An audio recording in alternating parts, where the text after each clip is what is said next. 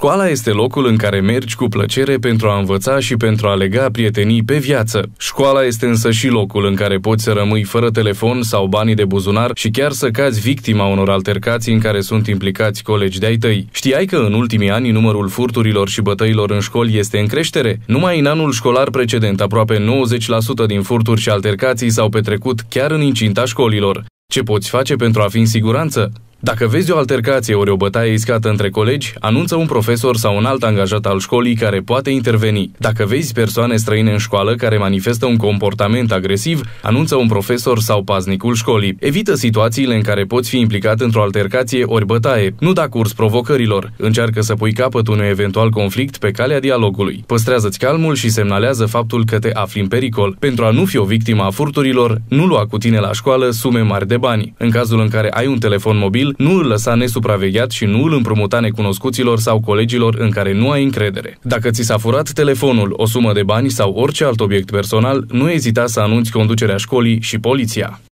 Proiect finanțat cu sprijinul financiar al programului Rozece Corai, program finanțat de granturile SE 2009-2014 și administrat de Fondul Român de Dezvoltare Socială.